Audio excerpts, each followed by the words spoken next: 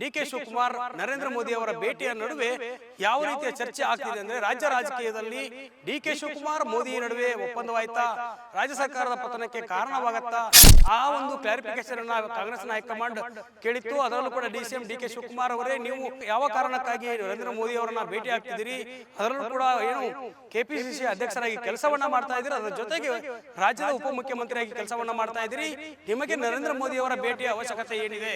ಎಲ್ಲದರ ನಡುವೆ DCM D K Shivakumar ಒಂದು ತಿಂಗಳಲ್ಲಿ ಎರಡೆರಡು ಬಾರಿ ಪ್ರಧಾನಿ ನರೇಂದ್ರ ಮೋದಿ ಅವರನ್ನ ಭೇಟಿ ಆಗ್ತಾರೆ ಅಂದ್ರೆ ಇದರ ಹಿಂದೆ ರಾಜಕೀಯ ಉದ್ದೇಶ ಇದೆ ಅನ್ನುವಂತ ಸ್ಪಷ್ಟ ಅಂಶ ಕಂಡು ಬರ್ತಾ ಇದೆ. ಗ್ಯಾರಂಟಿ ಗ್ಯಾರಂಟಿ ಗ್ಯಾರಂಟಿ, ಇದು ಗ್ಯಾರಂಟಿ ನ್ಯೂಸ್. ಸುದ್ದಿ ಖಚಿತ, ನ್ಯಾಯ ನಿಶ್ಚಿತ. ಪದೇ ಪದೇ ಪ್ರಧಾನಿ ನರೇಂದ್ರ ಮೋದಿ ಅವರನ್ನ ಭೇಟಿ ಆಗ್ತಿರೋದು ಯಾಕೆ? DCM D K Shivakumar. BJP ಮುಖ್ಯಮಂತ್ರಿಗಳಿಗೆ ಸಿಗದ ಪ್ರಧಾನಿ ನರೇಂದ್ರ ಭೇಟಿಯ ಅವಕಾಶ ಡಿಸಿಎಂ ಡಿ ಕೆ ಶಿವಕುಮಾರ್ಗೆ ಸಿಗ್ತಿರೋದು ಯಾಕೆ?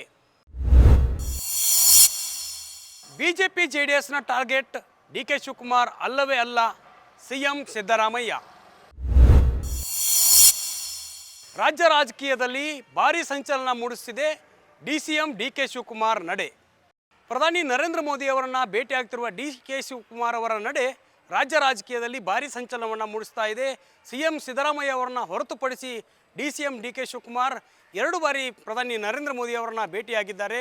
ಅದರಲ್ಲೂ ಕೂಡ ನಿನ್ನೆ ದಿಢೀರಾಗಿ ದೆಹಲಿ ತಲುಪಿರುವಂತಹ ಡಿ ಕೆ ಶಿವಕುಮಾರ್ ನರೇಂದ್ರ ಮೋದಿ ಅವರ ಭೇಟಿಯ ನಡುವೆ ಯಾವ ರೀತಿಯ ಚರ್ಚೆ ಆಗ್ತಿದೆ ಅಂದರೆ, ರಾಜ್ಯ ರಾಜಕೀಯದಲ್ಲಿ ಡಿ ಕೆ ಶಿವಕುಮಾರ್ ಮೋದಿ ನಡುವೆ ಒಪ್ಪಂದವಾಯ್ತಾ, ರಾಜ್ಯ ಸರ್ಕಾರದ ಪತನಕ್ಕೆ ಕಾರಣವಾಗತ್ತಾ, ಇತ್ತ ಬಿಜೆಪಿ ಜೆಡಿಎಸ್ನ ಟಾರ್ಗೆಟ್ ಸಿಎಂ ಸಿದ್ದರಾಮಯ್ಯ ಹೊರತು ಡಿಸಿಎಂ ಡಿ ಕೆ ಶಿವಕುಮಾರ್ ಅಲ್ಲ.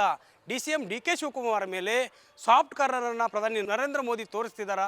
ಬಿಜೆಪಿ ನಾಯಕರು ಕೂಡ ಡಿಸಿಎಂ ಡಿ ಕೆ ಶಿವಕುಮಾರ್ ಬಗ್ಗೆ ಎಲ್ಲಿಯೂ ಕೂಡ ಕೆಟ್ಟ ಪದಗಳನ್ನು ಬಳಕೆ ಮಾಡ್ತಾ ಇಲ್ಲ, ಯಾವುದೇ ಹಗರಣಗಳನ್ನು ತೆರೆದಿಡ್ತಾ ಇಲ್ಲ.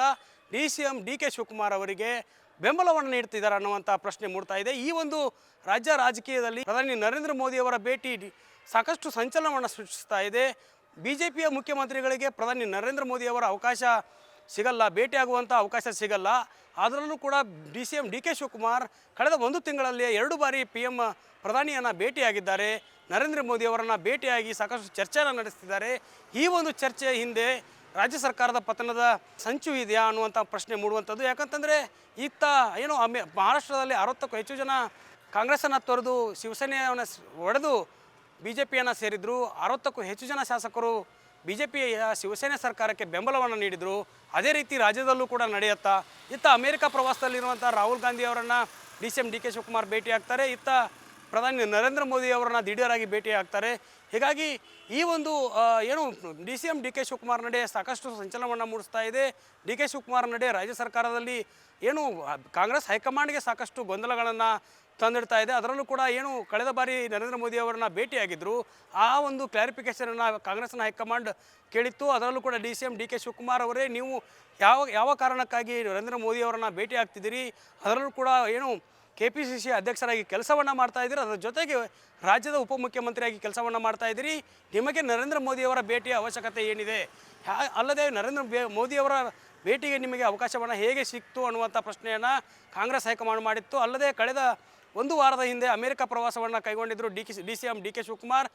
ಡಿ ಕೆ ಶಿವಕುಮಾರ್ ಪ್ರವಾಸದ ಬಗ್ಗೆ ಕಾಂಗ್ರೆಸ್ ಹೈಕಮಾಂಡ್ ಸಾಕಷ್ಟು ಏನು ಅವರನ್ನು ಪ್ರಶ್ನೆಯನ್ನು ಮಾಡಿತ್ತು. ಯಾವ ಕಾರಣಕ್ಕಾಗಿ ಹೋಗ್ತಾ ಇದ್ದೀರಿ, ಅಮೆರಿಕ ಪ್ರವಾಸಕ್ಕೆ ಯಾಕೆ ಹೋಗ್ತಿದ್ದೀರಿ ಅನ್ನುವಂಥ ಪ್ರಶ್ನೆಯನ್ನು ಕೇಳಿತ್ತು. ಹೀಗಾಗಿ ಅದಕ್ಕೆ ಉತ್ತರವನ್ನು ಕೂಡ ಡಿಸಿಎಂ ಡಿ ಕೆ ಶಿವಕುಮಾರ್ ನೀಡಿದ್ರು. ನಾನು ನನ್ನ ವೈಯಕ್ತಿಕ ಟೂರನ್ನು ಹೋಗ್ತಾ ಇದ್ದೀನಿ ಅನ್ನುವ ನಿಟ್ಟಿನಲ್ಲೂ ಕೂಡ ಏನು ಮಲ್ಲಿಕಾರ್ಜುನ್ ಖರ್ಗೆ ಅವರಿಗೆ ಪತ್ರವನ್ನು ಬರೆದಿದ್ದರು. ಹೀಗಾಗಿ ಇತ್ತ ಏನು ಅಮೆರಿಕ ಪ್ರವಾಸ ಒಂದು ಕಡೆ ಆದರೆ, ಇತ್ತ ಡೆಲ್ಲಿಯ ಪ್ರವಾಸ ಇದೀಗ ಸಾಕಷ್ಟು ಅನುಮಾನಗಳಿಗೆ ಕಾರಣವಾಗ್ತಾ ಇದೆ. ಕಾಂಗ್ರೆಸ್ ಹೈಕಮಾಂಡ್ಗೆ ಈ ಒಂದು ಅನುಮಾನ ಮೂಡ್ತಾ ಇರುವಂಥದ್ದು. ಹೀಗಾಗಿ ಡಿಸಿಎಂ ಡಿ ಕೆ ಶಿವಕುಮಾರ್ ಮೇಲೆ ಸಾಫ್ಟ್ ಕಾರ್ನರನ್ನು ನರೇಂದ್ರ ಮೋದಿ ಅವರು ತೋರ್ತಿದ್ದಾರೆ ಅನ್ನೋದು ಒಂದು ಕಡೆ ಆದರೆ, ಇತ್ತ ಡಿಸಿಎಂ ಡಿ ಕೆ ಶಿವಕುಮಾರ್ ಪ್ರಧಾನಿಯವರನ್ನ ಭೇಟಿಯಾಗಿ ಬಿಜೆಪಿಗೆ ಒಂದು ಅನುಕೂಲಗಳನ್ನು ಮಾಡಿಕೊಡ್ತಾರಾ ಅನ್ನುವಂಥ ನಿಟ್ಟಿನಲ್ಲೂ ಕೂಡ ಚರ್ಚೆಗಳಾಗ್ತಾ ಇದ್ದಾವೆ. ಹೀಗಾಗಿ ಏನು ಡಿಸಿಎಂ ಡಿ ಕೆ ಶಿವಕುಮಾರ್ ಮೇಲೆ CBI ಕೇಸ್ ಇತ್ತು, ಆದರೂ ಕೂಡ ಸುಪ್ರೀಂ ಕೋರ್ಟ್ನಲ್ಲಿ ಏನು ರಿಲೀಫ್ ಸಿಕ್ಕಿತ್ತು. ಅದರ ನಡುವೆ ಯತ್ನಾಳ್ ಅವರು ಕೂಡ ಮತ್ತೆ ಇದೀಗ ಕೋರ್ಟ್ಗೆ ಹೋಗಿದ್ದಾರೆ.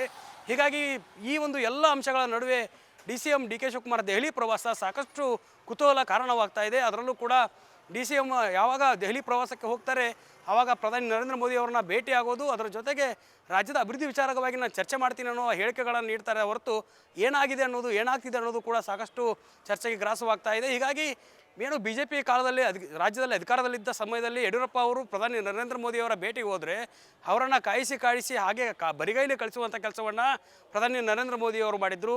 ಅದರಲ್ಲೂ ಕೂಡ ಬೇರೆ ಬೇರೆ ರಾಜ್ಯಗಳ ಮುಖ್ಯಮಂತ್ರಿಗಳು ಕೂಡ ಏನು ಪ್ರಧಾನಿ ನರೇಂದ್ರ ಮೋದಿ ಅವರ ಭೇಟಿಯ ಅವಕಾಶ ಸಿಗಲ್ಲ.